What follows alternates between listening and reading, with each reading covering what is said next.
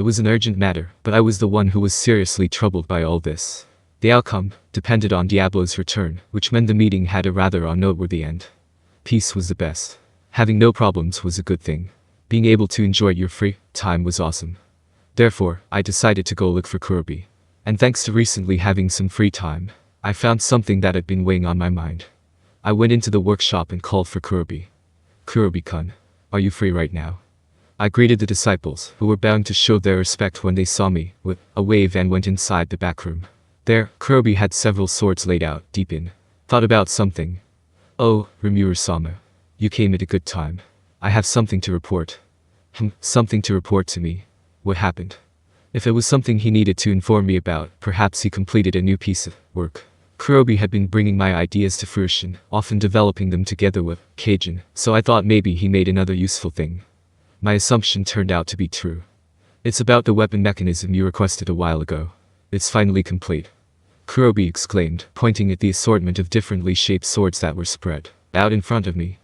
Seeing his happy expression, I could immediately tell that this was something truly astonishing. But what was it that I requested? There were so many spur-of-the-moment ideas I told him about that I couldn't pinpoint which exact one he was referring to.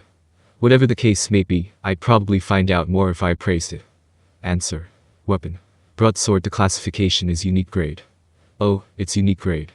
This was crafted by Kurobee as well, so it must be of excellent quality. However, I doubted. That was the only reason why Kurobee had such a proud expression on his face. With his level of skill, he could have easily made several unique grade items in the span of a single month. If Kurobee was forging a normal sword, then he only needed a day to finish it. Furthermore, if skilled masters kept constantly using the weapons crafted by Kurobee, I had a hunch that they could evolve to become legendary grade. It was crucial to start the process off right by carefully selecting materials, like utilizing high-purity magisteel. I inspected that broadsword a little more carefully. A distinctive feature were the small holes, 3 of them, to be precise, the size of a marble located at the base of the blade. Apart from that, there was nothing else that caught my eye. Of course, the quality was fairly satisfactory for a sword. It didn't appear to really have any special engraving magic either. Wait, could this be? What is this? Although unique grade is certainly remarkable, it isn't rare for you to get that classification, right? I asked, feigning confusion while I hid my inner agitation. Have you forgotten by any chance? Yufufufu, this is an unbelievable thing. At a quick glance, it looks like an ordinary weapon, and doesn't have any magical effects. Yet, it has an incredible characteristic. Even with my, or rather, Wisdom King Raphael's analyze and assess, I couldn't detect anything unusual at all. If this really was what I thought it was, then the possibilities could be truly promising. In front of me, Kurobee, who could hardly contain his excitement, brought out some kind of glowing ball. He then casually fitted it into a random slot. You place the ball like this into the hole on the slotted sword. If you do that. Report. Weapon. Broadsword is changed into magic weapon. Broadsword. Ah, I knew it. An ordinary weapon had changed into a magic weapon. In other words, it meant that the idea I had been fantasizing about had ultimately come to fruition. Whoa. Is it finally complete? Yufufu, as expected of Rimuru-sama, you've realized it too? That's right. This weapon mechanism is exactly the same as what Rimuru-sama mentioned before. That's right. I've definitely brought up that idea in the past. I knew that Kurobee had been steadily researching, but the thought of him succeeding this quickly never crossed my mind. You sure are scary, Kurobee. He was a reserved man who didn't feel the need to boast about his accomplishments. His work was more than sufficient enough to eloquently describe his prowess. He was a true example of a master craftsman. Hey Kurobee. Kurobee-chan. You're really amazing, you know that. This is a really amazing invention.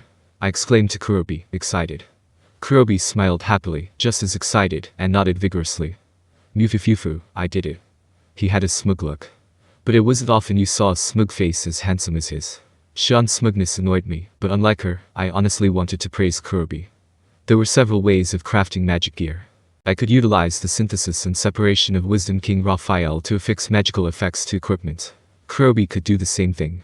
On the other hand, Kajin and Kurobee's disciples were not capable of such an overpowered skill. Then, you may ask, what will they do to achieve the same effect? Normally speaking, they would achieve the same result by having an engraving mage cast engraving magic. At most, only 2 types of different magic could be enchanted. Moreover, it was impossible to remove the engraving after enchanting. It wasn't an easy thing to achieve, and it usually took an exceptionally long time. However, the growth of the weapons would often develop unexpected power. Research like that would not yield results so easily, so we would have to be persistent on the matter. Next, let's check out some of Kurobee's work. These were some products that subverted conventional concepts. For instance, what would happen if we fitted a sword with spirit magic stones? The answer was the same effect as the slotted swords, those weapons with holes in the base of their blade. And the slotted swords weren't going to use magic stones, but rather jewels that had much higher purity. So, is it close to what Rimuru-sama had envisioned? As you can see, I've managed to craft these slotted weapons. Kajin-san also discovered a way of condensing magicule concentration in order to craft high-purity magic crystals. Kurobee sure had a lot to show off. It looked like Kajin really took part in the research effort. While Kurobee crafted the weapons, Kajin crafted the marbles. Regarding the magic stones that provide these properties, we've named them Spirit Core. We've also been calling them Magic Marble. When Gabble-san was out catching wyverns, Vesta-san, who was taking a break from work, also joined us. I heard that those two were already researching the power core of the Spirit Magic Core. Basically, they already possessed the technology to enchant magic stones with the earth, water, fire, and wind spirits, explained Kurobee. Naturally, the energy of these cores would run out. Once the magic contained within was depleted, they would be no different than purely decorative marbles. However, they could be recycled for repeated use. Can we replenish their energy? I asked. We can. Although, we will need to find skillful mages to infuse our magic in it. It's not something an amateur can handle. I see. Perhaps we could create some new jobs by assigning some workshops to specifically infuse magic for other people, too. That's right. I think it will be a good idea to prepare as many magic marbles as possible. That way, we could also start trading these marbles. That was indeed the case. I was planning to mix these magic marbles into the items dropped by the Labyrinth monsters. With that being said, these marbles could be a sort of new commodity on their own as well. Yet, Kurobee wasn't finished. Nonetheless, it's best that we be cautious. These magic marbles are still in the experimental stage, and their properties could change depending on their combinations. Combinations? What did he mean? Their properties could change, could it be? Please take a look at this. There are 3 empty slots on this blade. I knew it. In other words, if you put 2 magic marbles with different spirits in them, you would get some unexpected properties. That's right. Kurobee agreed with my speculation. Then that would complicate things. We would have to experiment more to verify these properties. Such innovative technology should not be published without a second thought. Negative. All information used in the labyrinth can be managed. Oh. I see how it is now. And if that was the case, then the smarter move was to at least carry out the experiment in a venue that we could overlook. Right, so what kind of dangers are you expecting? It depends on the number of holes to the number of inserted magic marbles. It's fine if there is only 1 slot. However, if you put a wind spirit next to a fire spirit, the overall magic power intensifies. In contrast, a water spirit combined with a fire spirit reduces power. Even so, 1 water spirit marble paired with 2 fire spirit marbles results in a dramatic spike in power. This is not power increasing by a factor of 3 we are talking about here, but a spike 10 times more powerful than the original. That's why I figured we should collect more test results. I've discussed the matter with Kajin-san too.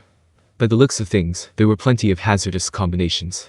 Magic marbles genuinely required some experimentation. It would be a huge project. I should listen to Raphael-sensei's suggestion and carry out the research in the labyrinth. Is 3 the maximum number of slots a weapon can carry? Yes. Regardless of how hard we tried, we could only support up to 3 for now. By the way, even Kajin was limited to a 2-hold weapon. This goes to show how immensely difficult it was to successfully create these slotted weapons. Right now, we can only craft 3-hold weapons. Despite that, with the right combination of magic marbles, they can give off the same power as a legendary grade weapon, Kurobee proudly revealed. Under normal circumstances, magic swords were already extremely precious and treasured items. If their properties could be altered at will, such an invention would undoubtedly defy all common sense.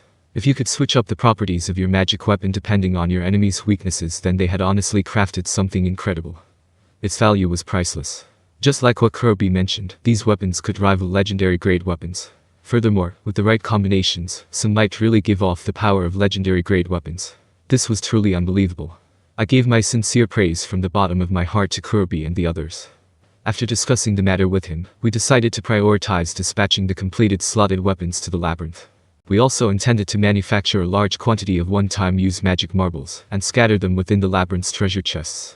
In addition, once Kurobee's disciples learned how to craft slotted weapons, then they would be incorporated as rewards for defeating the labyrinth bosses, too. It wasn't easy making 3-hold weapons. However, it might be doable if we loosened the requirements on quality control. We could achieve this by reducing their durability and lowering the weapon grades. Would that work? I believe it would. Although, it will definitely be fragile, so I don't recommend using it in actual battles. Kurobee didn't seem to agree, as he answered rather timidly. But that being said, I believe that they would at least be able to endure our experiments. In my opinion, we merely needed to verify the various combinations of magic marbles.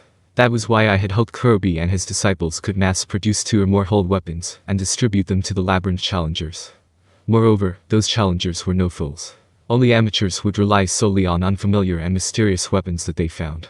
There would not be a problem as long as the challengers were able to tell the difference between their main weapons and disposable weapons and use them accordingly. In teams that lacked a mage, these weapons could be a real treasure, which was why they were an important experimental case to study. Rimuru-sama, that's one evil expression you are making. Hahaha, you are overthinking things, Kurobee-kun. Then I shall hurry and teach my disciples the techniques. After saying so, Kurobee agreed to my request on increasing the quantity. The plan was quickly finalized now that he had voiced his support. Even though the project would consume quite a bit of magisteel, it could be considered a form of training for his disciples. We would be able to test out these potentially battle-worthy products. I decided to make these weapons the official equipment for centurions and higher-ranked officers. By considering their weaknesses and issuing the correct combination of marbles, their combat abilities could be raised. I'll be counting on you then. Understood. And so, I left the matter in Kurobee's care. By the way, Rimuru-sama, surely you have something in mind for me if you came all this way, right? That was when I remembered. I completely forgot about the reason why I came to find Kurobee in the first place. The thing is, my sword. I began, taking out my straight sword to show Kurobee. Are there finally holes on your blade? No, that's not it. I wouldn't be as surprised if it were just that. I suppose you have a point. My sword wasn't bent nor shattered, and was completely familiar with my mana. The blade was as black as the midnight sky. However, nowadays, if I infuse my blade with mana. Shocked, Kurobee stared with his mouth open. What? The B-blade is turning golden. No, that's not the only color. It's a rainbow. The blade is giving off the glow of a rainbow. Surprising, right? I got quite the scare at first too. That's why I decided to discuss it with you. I had been gazing at my sword back in my room one day when it suddenly started changing hues. Obviously, I was caught off guard. The blade was giving off a rainbow-like sheen. Gold was never used during the forging process, yet it was giving off a shine brighter than orichalcum. That was why I decided to investigate the matter. Answer. This is the ultimate metal Hihiirokane. Raphael-san had said that to me. Apparently, it was some very impressive metal that was superior in quality than the orichalcum I refined.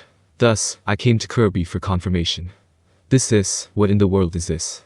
I can't even analyze it. I think it is called something like Hihiirokane. Hihiirokane. Does something like that really exist? It's said to be a mythical-grade metal that possesses immutable properties. I honestly thought it was something of a fairy tale. Kurobee was no longer just excited. He was stunned speechless. Even though it might be too eye-catching to unsheath in a public area, as long as I didn't infuse it with my mana, it should masquerade as an innocuous sword well enough. Moreover, it was also far sturdier than most average weapons, or should I say, its immutable properties meant that it could not be destroyed. Even when it was damaged, it could be repaired by saturating it with mana. I was curious about what would happen if 2 Hihiirokane weapons clashed with one another, but I suppose it was no use thinking about something impossible like that. This sword was not complete just yet. In order to engrave it with a magic marble, magic crystals of different spirit properties, I planned on drilling a hole at the base of the blade, so that said marble could be inserted. I was looking forward to the day that this sword could be finally considered complete. It was already quite impressive, but I couldn't help but feel excited at the thought of its great potential. This sword is really something else. Despite the fact that I was the one who made it, the state it is in now is something I could have never imagined. No, that's not true at all. Kurobee is super amazing. Thanks for the compliment. I am truly happy to hear Rimuru-sama's praise like that. The special properties of this sword were only possible because Kurobee, while undeniably modest, was the one that made it. That much was certain. Even so, I believe that this sword can triumph Hinata's saber. My sword was Kurobee's greatest masterpiece, so wouldn't it be at least the equivalent of a legendary grade? I had spoken based on this thought. Kurobee's answer to my comment was quite unexpected. Are you referring to the legendary grade Moonlight Saber? Actually, this should be stronger. Perhaps this sword could possibly be a lead-in to the mythical grade weapon witnessed by Valdora-sama. Mythical grade, that was a phrase synonymous with the word ultimate and supreme. There was no such equipment for sale on the market. There was no such record of it in legends and folk tales. However, something like that definitely existed. For instance, Milne's magic sword, Tenma, was certainly one of them. She has shown it to me before. At the time, even analyze analysis failed to yield any results. According to Raphael-san, the quality of Tenma was above that of the Moonlight Saber.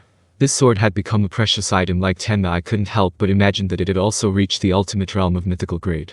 We were both mesmerized by the sword for some time. It's such a cool sword. Indeed. Such beautiful blade patterns are truly a rare sight. The immutable Hihiirokane gleamed brightly, adding a beautiful color to the hangman, demonstrating the very essence of Kurobee's skill techniques. It wasn't that far of an exaggeration to say that I had already acquired a mythical grade weapon. This unexpected discovery made me very happy.